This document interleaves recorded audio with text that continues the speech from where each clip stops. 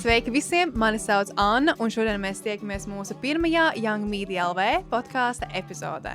Šajā un citās epizodēs mēs runāsim ar jauniešiem, jauniešu organizācijām, konkursu vadītājiem un nozares speciālistiem, kas atbalsta jauniešu izaugsmi un tieksmi pēc labākas nākotnes. Šodien pie mums studijā viesojas Oskars Mucenieks, kuru es ļoti nejauši satiku Domu laukuma Ziemassvētku tirdziņā pirms dažiem gadiem. Un varbūt epizodes sākumā varētu mūs mazliet iepazīstināt ar sevi, ar to varbūt, kas tevi interesē jauniešu darbā, ar ko tu nodarbojies un ko tev patīk darīt brīvajā laikā.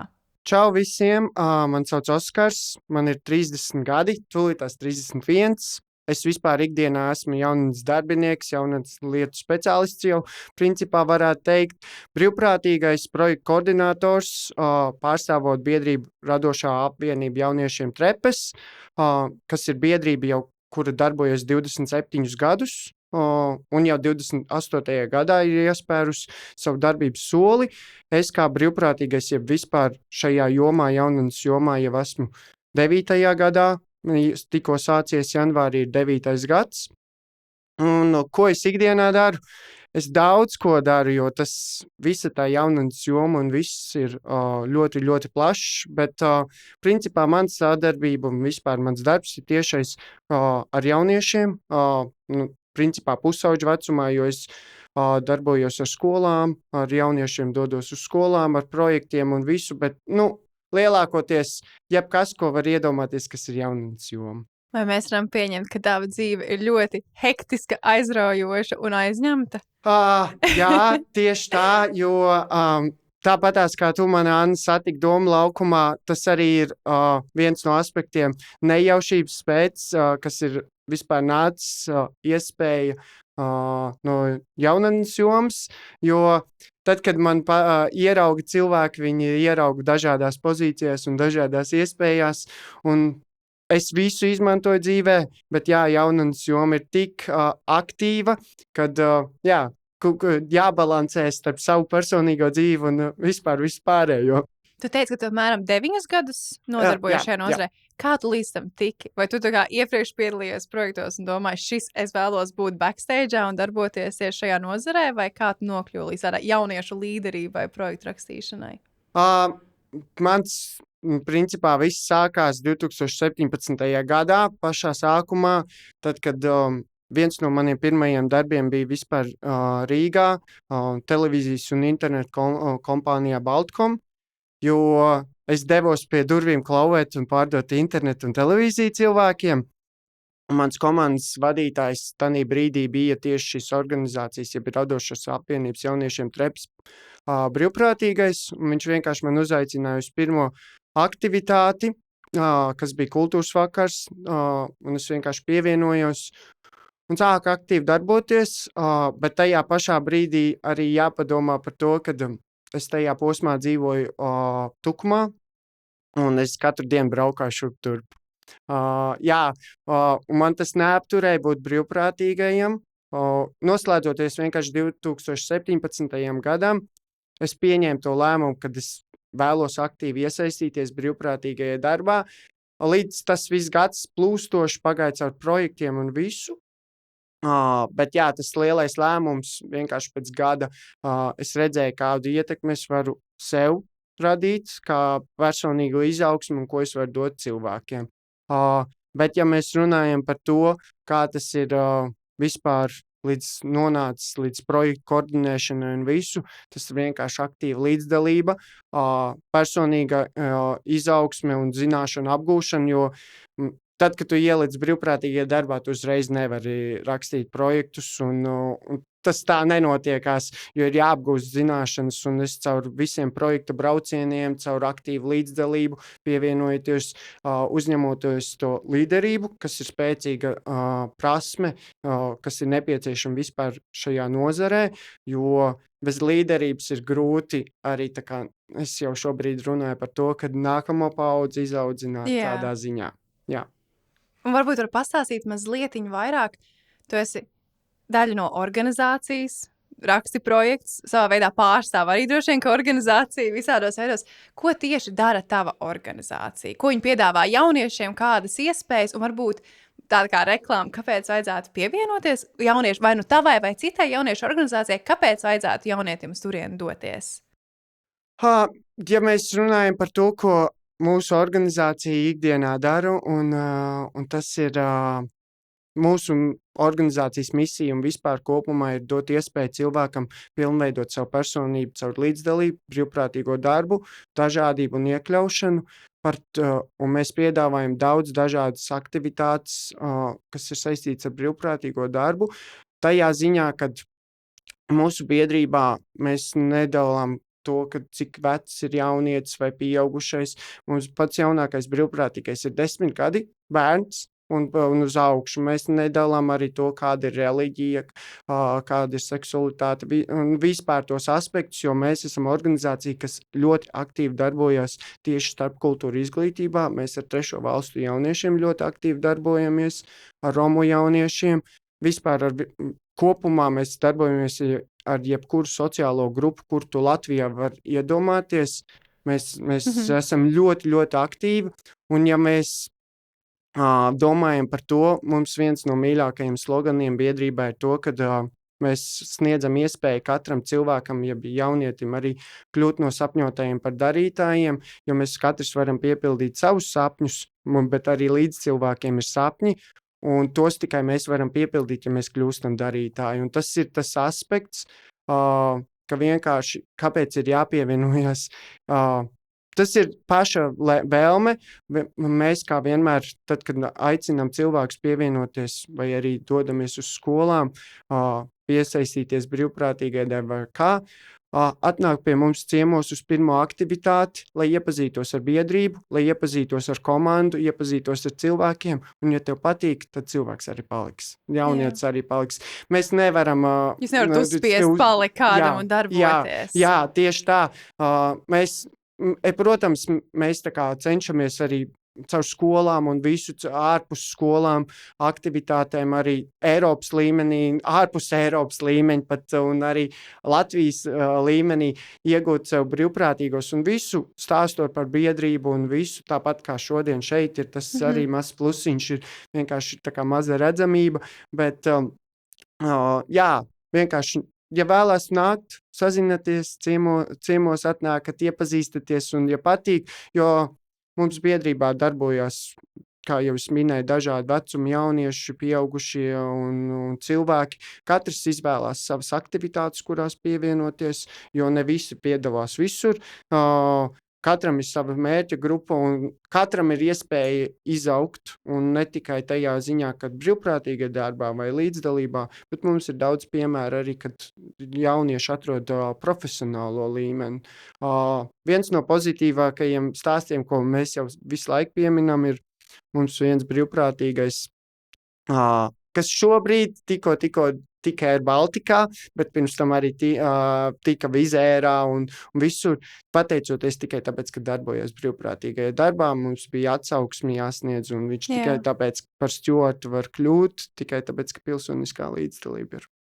Jā, tas ir tiešām pozitīvs stāsts. Un tad arī tādam akcentam droši vien ir forši jauniešiem zināt, ka viņiem ir tā pieņemošā vide un varbūt iespēja draudzēties arī ārpus skolas un vispār kaut ko vairāk darīt nekā mācīties. Jo es pieņemu, ka tāda praktiskā zināšanas arī ir ļoti svarīgas.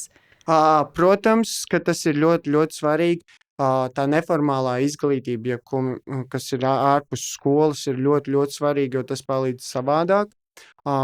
Viens, varbūt, ja mēs runājam par neformālo izglītību un par zināšanām un visu, jāatcerās tas, ka darbojoties ar skolām un visur, mēs to darām kā organizācija, es ļoti aktīvi to daru un cenšamies, bet vispār kopumā mums Latvijā būtu jārunā vairāk skolās par šīm iespējām, jo ne visi jaunieši vispār zina, kad ir tādas nevalstiskās organizācijas, kad ir Erasmus projekti. Arī studenti īstenībā nezin.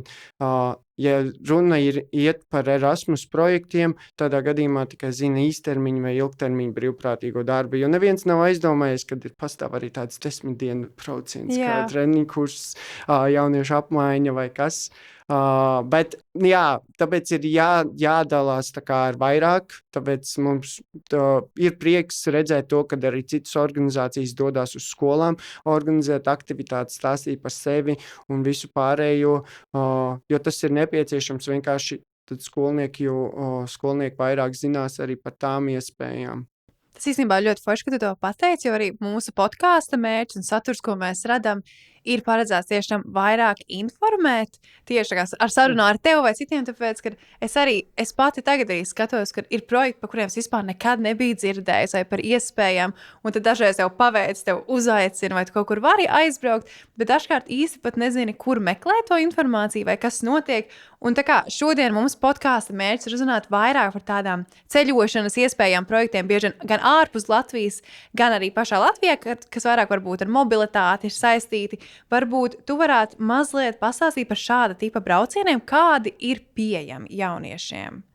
Droši, principā, ja mēs runājam par to, ka šobrīd definīcija mums, jeb vispār, kas ir jaunietis Latvijā, ir no 30 gadiem, vai ne? Tagad ir līdz 30 gadiem pieņemts, bet no 13 līdz 30 gadiem par kopējiem braucieniem un visām iespējām, ja mēs runājam, ja tev ir 18+, tev ir neierobežots iespējas, tev ir iespējas braukt uz Erasmus plus jaunas darbinieku braucieniem, kas ir vieglākā sarunu valodā treniņu kursi, kur jaunas darbinieki iegūst zināšanas un apmācās, kā tās īstenot un pielietot ikdienās darbojoties ar jauniešiem. Tad, protams, ir Erasmus jaunatnes braucieni, kas ir tieši jauniešiem domāt no 13 līdz 30 gadiem. Tur, principā, nav ierobežojumi tādi, jebkādi braucieni, bet jārēķinās ar to, kad zem 18 ir mazāk tie braucieni, jo mums arī organizējot, mēs saprotam, kāpēc tas notiek. Jo ļoti liela atbildība jāuzņemās, tad, kad tev ir zem 18 gadi, jo ir daudz lielāka komunikācija ne tikai starp organizāciju un pašu jaunieti, bet arī starp vecākiem, skolotājiem un visu. Tas ir daudz lielāks process. Bet šāda vecuma grupai šobrīd darbojoties man aktīvi, tieši šiem jauniešiem mazliet pietrūkst tās iespējas, jo viņi ir gatavi laikt tajā procesā iekšā. Tad organizācijām jākļūst vairāk gatavām ar viņiem tieši ceļojums ziņā darboties, vai ne? Jā, jo, ja mēs runājam, jo ir daudz dažādas programmas, ne tikai Erasmus, protams, Erasmus ir, bet ir tas arī, kad ir Erasmus tieši nevalstiskajām organizācijām, bet ir arī Erasmus, kas ir skolu braucieni, kur skolas brauc starp skolēniem mainās.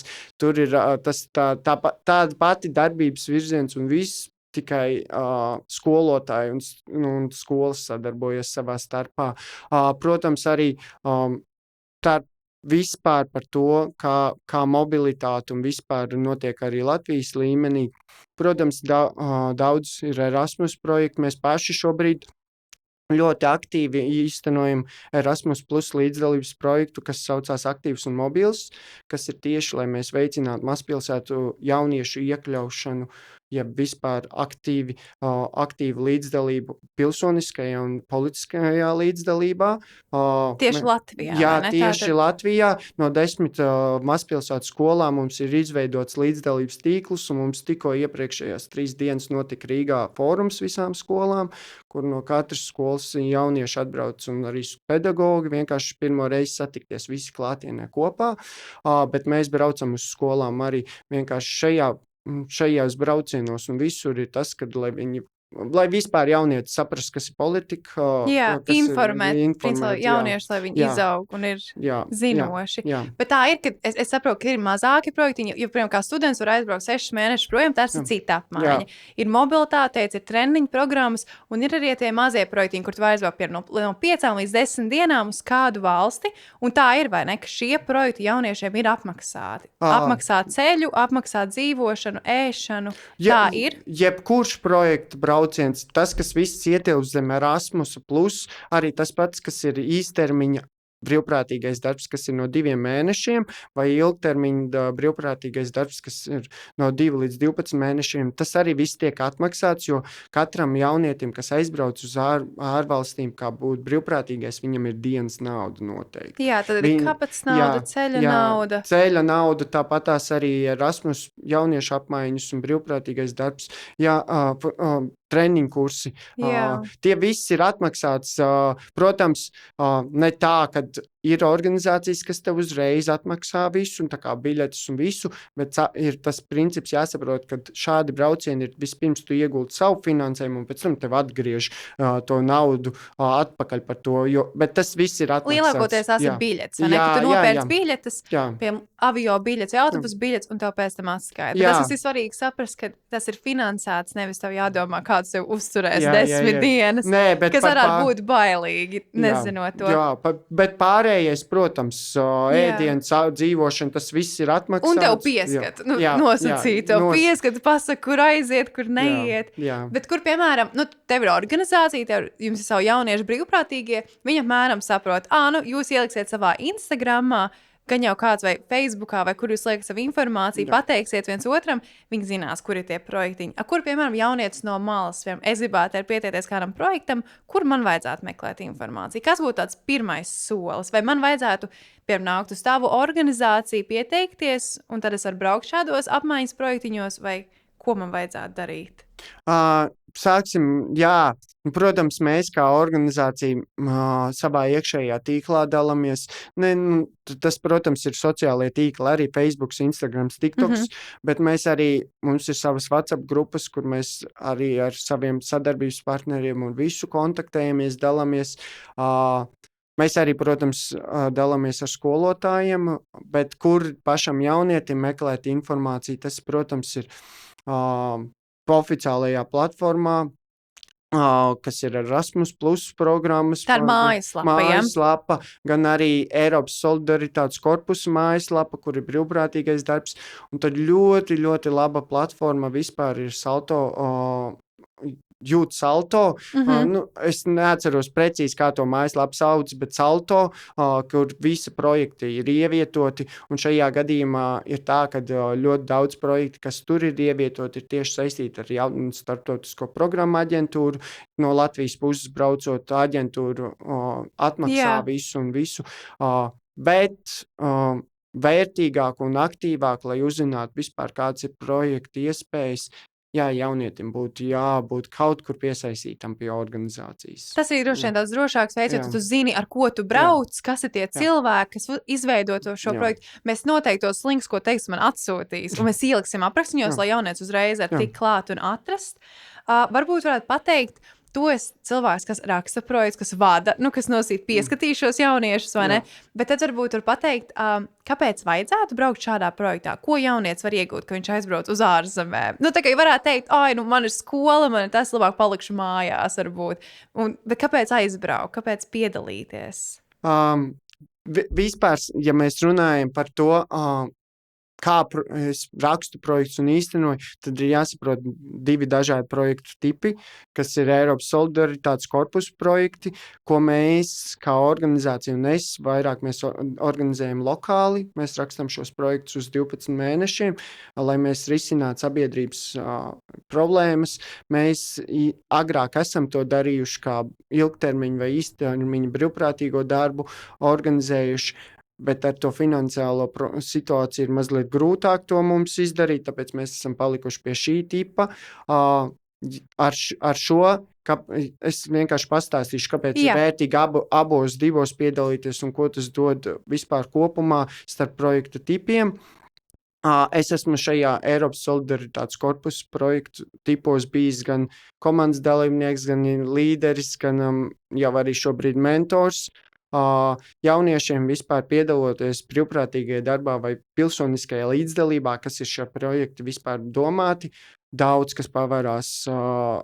Vispār viņi saprot, kas notiek nacionālajā līmenī, Latvijā vispār kopumā, sociālajā sistēmā, kādas ir jauniešiem iespējas. Bet no organizatoriskās puses ir ļoti grūti īstenībā noturēt tos jauniešus, to komandu, to kodolu, kas ir 5 cilvēki šajā projektu tipā. Un īstenībā arī tā, ka šo projektu tipu ir ļoti mazliet jau sāk grūtāk palikt rakstīt, tāpēc, ka 18 plus ir minimums, kad jaunietis drīkst iesaistīties šajā projektu tipā, kā komandas dalībnieks. Un šajā vecumā parasti viss dodas uz universitāti. Un tad ir mazliet grūtāk tos 5, 18. Dabūt aktīvus dalībniekus, kuriem būs laiks. Jo vienkārši, tu vari paņemt dalībniekus, bet tev jāsaprot, ka kādā brīdī var mainīties šie dalībnieki. Tāpēc tā tas notiek. Tas ir mazs risks organizācijai. Tā ir, tāpēc mēs arī cenšamies iet uz universitātēm un visu, bet ja mēs runājam par Erasmus jauniešu apmaiņas braucieniem un treniņu kursiem. Treniņu kursi, protams, tas sniedz ļoti daudz kā man pašam, kā jaunas darbiniekam vispār plašāku skatījumu uz Eiropu, un es arī teikšu to, ka es pats esmu arī bijis ārpus Eiropas, kā mēs Annu pirms tam runājam. Es pagājušo gadu paspēju 2 Āfrikas valstīs pabūt. Arī iespēja nāca no Eiropas, tikai lai mēs veidotu kontinentālo sadarbību.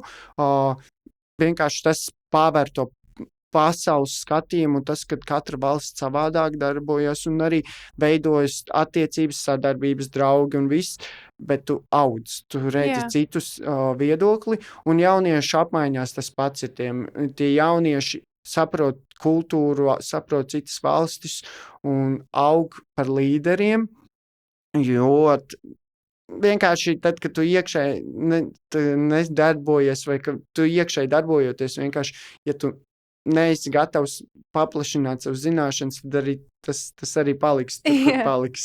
Es vispār arī atcerējos to, ka man šķiet ir tāda, es zinu, ka ir WhatsApp grupa un Facebook grupa, ja nemaldos, Express Yourself, kur arī ik pa laikam iemet kaut kādas projektiņus. Tā ir vai ne? Tāda ir vai ne? Ir arī oficiālā Facebook lapa vispār Erasmus+. Tur ir daudz vispār Facebook grupas, kur tur liek projektus vispār iekšā. Ka viņi meklē dalībniekus, un ne pat vienmēr latviešu dalībniekus, bet viņi met iekšā.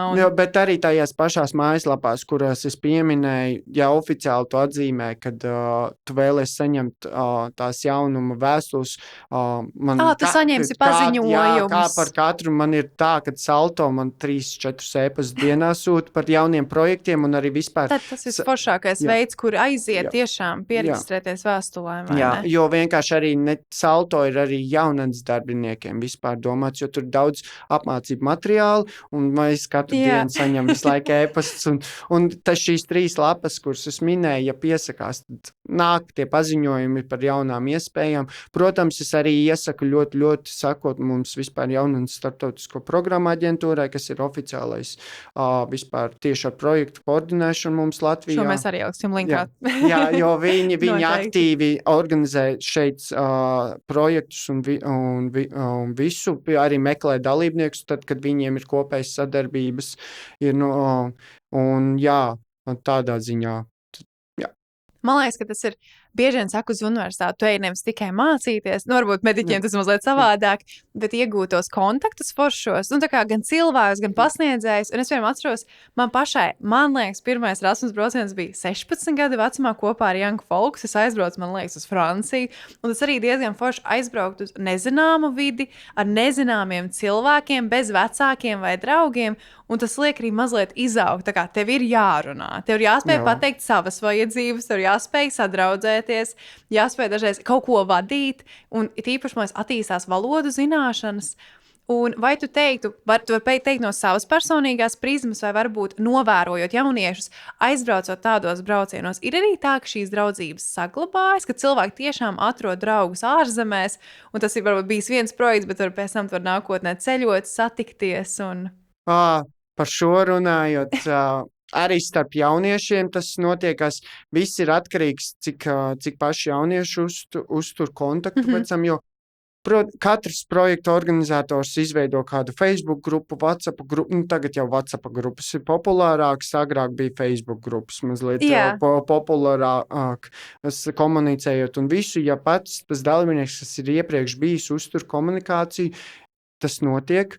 Es varu teikt to, ka man principā katrā Eiropas valstī ir kāds sadarbības partners vai draugs, kurus reāli, ja es vēlos izveidot projektu vai vēlos vienkārši aizbraukt. Es varu apciemot, tāpatās kā, piemēram, man ir partneri, jeb draugi, kas raksta un reāli prasa, ka tu būsi atkal ciemos un ka tu brauksi un visu. Man šīs sadarbības ir un man ir aktīvs vispār WhatsApp grupas un vispār komunikācija. Tāpatās arī es nākamo mēnesi braucu uz Poliju tikai tāpēc, kad man Polijas sadarbības partneri bija mani draugi, vienkārši mēs sadarbojamies kopā un viņi uzraksta, kad tev plāns atkal ir braukt uz Poliju? Viņi atsūta projektu, es uzreiz piesakos, bet tā tas notiekās, bet jā, man tiešām ir, bet es arī...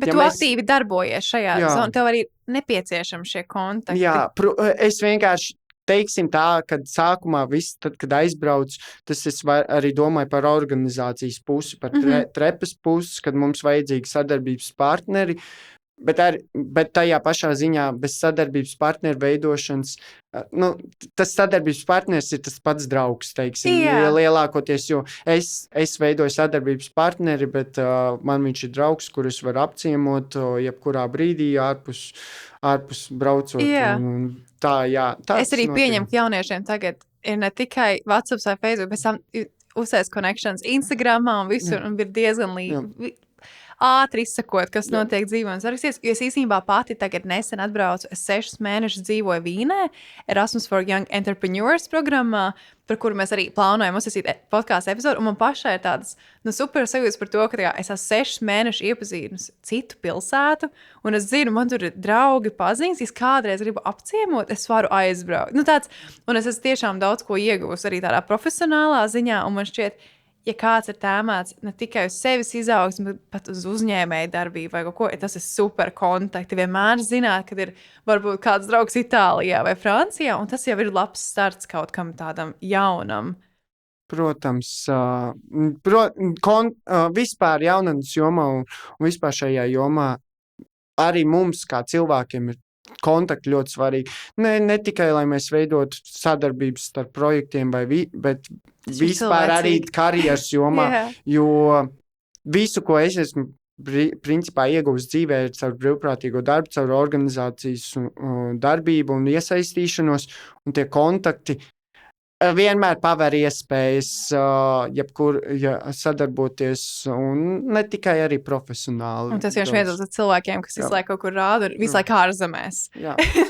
Vai ne bieži, ka tu aizbrauks līdz Poliju, atkal kaut kur citur, tad es tik bieži mājās es pieņemu, vai ne, kā parastais iedzīvotājs. Šogad mazliet mazāk es braucu, bet pagājušo gadu bija tā, ka katru mēnesi 2-3 braucieni bija, es mazāk mājās biju un viss. Un man bija pat tādas situācijas, mēs satikāmies ar tevīm Ziemassvētku tirdziņā un pagājušo gadu es arī strādāju. Tur,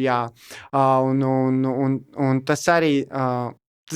Interesanti ir tā lieta, es vienkārši ir bijis tā, ka man uzaicina, man bija reāli raksts par to, par brīvprātīgo darbu žurnālā, es satiku pagājušo gadu arī Ziemassvētku tirdziņā to meiteni, kas rakstu veidoju, tad bija viens Rīgas pašvaldība veidoja vispār filmiņus par brīvprātīgajiem, ko atspoguļoja starptautisko brīvprātīgo dienā, apbalvošanā, tur arī es to puisi satiku, viņš pasmējās, Oskars ir visur, kā, es vienkārši tā kā neapzinātā veidā, es esmu mazliet kļuvis tā kā seja organizācijai, paskatās Facebook lapu, jo mums nav oficiāla mājaslapa, jo mums cilvēki nenāc uz mājaslapu, mēs izmantojam sociālos tīklus. Ja paskatās tās bildes, tad tur vairāk bet mēs cenšamies, protams, sadalīt, lai nav tikai, kad es esmu.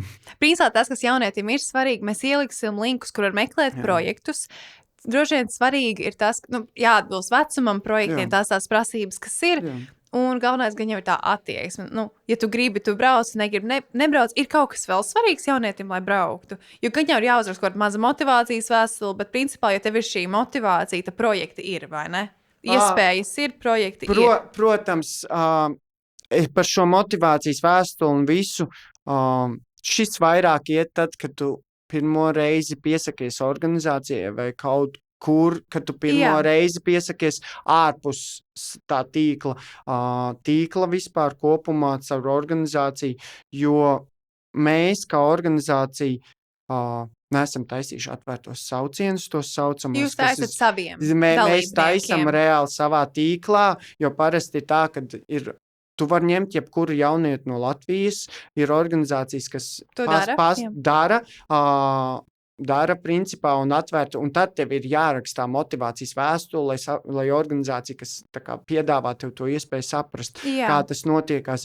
Mēs, principā, ja pats jaunietis ir gatavs, ieinteresēts, ja viņam interesē konkrēta projekta tēma, un viņš vēlās, mēs uzreiz pievienojamies komandai, jo mēs tās motivācijas vēstules. Tā motivācija ir tieši cik jau, kad viņš atnāks, un tu jau redzēsi, vai būs aktīvs dalībnieks vai nē. Ok, šis ir ļoti super. Mēs ar komandu sagatavojam tev tāds izvērstākus zivju jautājums un ātros. Okay. Tad tu mierīgi atbildi, tad šitie būs mazliet lēnāk, un tad tev teikšu, kur būs tikai jā un nē. Tātad pirmais jautājums. Labākais ēdiens, ko tu esi mēģinājis kāda projekta laikā? Ir kaut kas atmiņā palicis?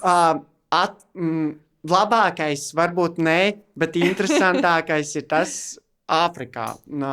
Es aizbraucu uz Āfriku un pirmo reizi paņēmu parasto margarītas picu un ielika trauciņā zaļo. Es domāju, ka tas ir avokado, bet izrādījās wasābi. Es nākamās 3 dienas visu ēdu wasābi. Tas bija interesanti, bet tā mīļākais ēdiens vai kaut kas tāds izteikti nē, bet jā, šis ir no interesantākajiem pēdējie, ko es atceros. Vienkārši es esmu tik daudz braucis, kad man ir 20 plus pārbraucieni, kad es jau neatceros ēdienas. Labi, kāda ir tava lielākā kļūda bijusi projektā, vai tu atceries? Vai kā dalībnieks, vai ir kaut kāds bijis tāda kļūdiņa, ko tu vēl projām atceries un sapņos atceries? Mēs, protams, visi mācāmies un augam visos projektos, un lielākā kļūda šis ir pat uz ātro tik grūti pateikt. Es teikšu tā, ka man vieglāk būtu pateikt, ka ir pozitīva un negatīva projekta un vispār ir pieredze kopumā. Kļūda, ja mēs skatāmies uz pozitīvāko, mums ir, kur es esmu bijis, un mums ir sadarbības partners, kur es vairs tā kā īsti nebraucu, jo es nesaskatu savas izaugsmes iespējas, jo programma vienkārši atkārtojas, un ja mēs runājam par kļūdu, tad vienkārši es nevēlos pieteikties, jo es biju tā, kad 4 reizes pēc kārtas braucu, man vairs nebija. Un jau apnika, vai neviens un tas pats? Jā. Vai tev ir kāda mīļākā valsts, uz kuru braukt? Vai kurā braukt projektos piedalīties un tos vadīt? Es esmu vispār kopumā bijis 17 Eiropas valstīs. Ja mēs skatāmies par mīļākajiem valstīm un visu, grūti pateikt, jo katra valsts atšķirās un katrā valstī ir kaut kas īpašs vispār ar projektiem, bet par organizēšanu un visu es principā ārpusē mazliet mazāk to daru. Mēs lokāli vairāk organizējam šos braucienus, bet mīļākā valsts šobrīd ir Polija. Diezgan tuvu valsts, diezgan tuvu, bet tur ir notikuši tik ideāli projekti, tik daudz atmiņas, tik pozitīvas lietas un arī paspēts vadīt aktivitātes. Tur ir kaut vai es neesmu galvenais partneris, es tikai kas brauc vai apmācās vai kā dalībnieks. Tas ir, bet, protams, viens no spilgtākajiem, projektiem ir Francija. Mēs nolaidāmies Šveicē, kur bija reāli, tā bija pirmā reize, kad es biju tur tīrs ūdens, skaists ūdens un viss, bet mums projekts notika Francijā, vienkārši tur tuvāk ir. Mums viesunams, ja viesnīca, teiksim tā, kad ir tu atvēri no rīta un aupu kalni. Jā, super skats. Bet, ja man būtu jāizvēlās, tad es noteikti uz Itāliju brauktu. Labi, pavisam. Es esmu saules cienītājs. Tu esi gatavs atpūtēt. Jā. Vai tavuprāt, viens projekts var mainīt kāda dzīvi? Ja mēs skatāmies uz īstermiņu projektu uz tiem 5 dienām un visu. Jā, varbūt ne visiem, bet jā, jo man ir piemēri, kad tā kā mums bija arī jautājums par to, kad vai notiek tā kā komunikācijas starp dalībniekiem un visu. Vienā polijas projektā dalībnieki pat, kas iepriekšējā piedalījās, tagad ir precējušies, un viņi ir no dažādām valstīm. Un viņi, tas maina, bet ja mēs domājam par to īstermiņu, tas maina vairāk, es domāju, pašam sevi kā ārpusē, bet lai tu pateiktu, vai tiešām maina, tad ir tie kas ir tie no 2 līdz 12 mēneši, var teikt, vai arī uz gadu projekts, kas ir, tad tu redzi citā kultūrā, tiešām iekšā. Tad tu redzi, bet arī ne tikai, Eiropas solidaritātes korpusa projekts arī, ko lokāli veido. Īstermiņā nevar to rezultātu tik ātri pamanīt, šis ir viss ilgtermiņa process. Un tagad ir tādi ātrie jautājumi, tev jāsaka, ir jā vai nē. Cerams, ka tu varēsi tātad. Bet principā tu atbild tas vai. Jā. Erasmus Latvijā vai Erasmus ārpus Eiropas? Ārpus Eiropas. Īsts projekts vai ilgtermiņa mobilitāte? Priekš manīm īsts projekts. Labi. Erasmus projekts pilsētā vai laukos? Man laukos, bet principā kā kuram. Jā, labi. Darboties mazā grupā vai lielā starptautiskā komandā? Mazā grupā. Labi. Dzīvot viesnīcā vai kādā jauniešu centrā vai hostelī vai viesunamiņā? Viesnīcā būt brokas vai noteikti? Šis ir atkarīgs kur. Šis ir uz robežas. Kā kura valsts? Jā, šis ir apusē. Kā kura valsts? Labi. Darbnīcas telpās vai aktivitātes ārā? Aktivitātes ārā. Labi. Rīta aktivitātes vai vakara diskusijas? Rīta. Labi. Kultūras vakars vai komandas saliedēšanās spēles? Kultūras vakars, bet arī tajā pašā ziņā saliedēšanās. Tas jau ir tas diezgan kopā arī miedarbojas, vai ne? Saliedēties un vakari.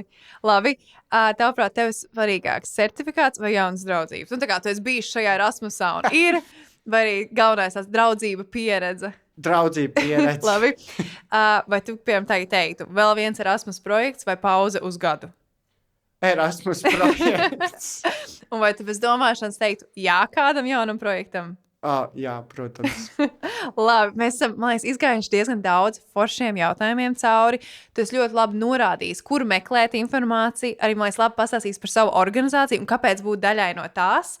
Un varbūt pašās beigās varētu iedot tādu mazu novēlējumu kādam jaunietim, varbūt jaunam pusaudzim vai jau cilvēkam pēc 18. Es vispār novēlētu, varbūt iedrošinājumu vārdus, kāpēc doties projektā un ko varbūt tas cilvēciņš iegūs.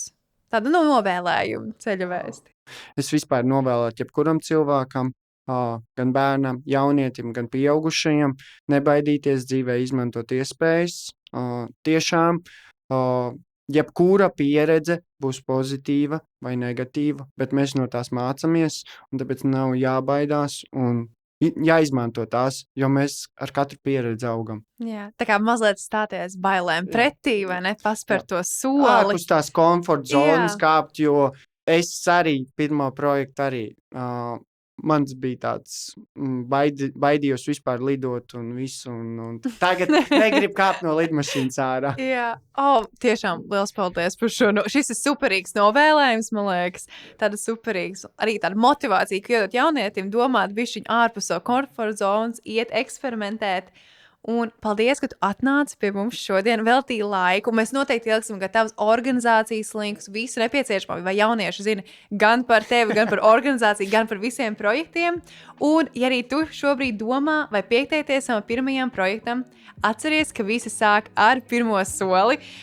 Meklē iespējas, jautā, interesējies un nebaidies pieteikties. Ja šī saruna tev bija noderīga, padalies to ar saviem draugiem, kuri vēl šaubās par savu pirmo projektu. Paldies, ka klausījies Young Media LV podcastu pirmo epizodi un tiekamies nākamajās epizodēs.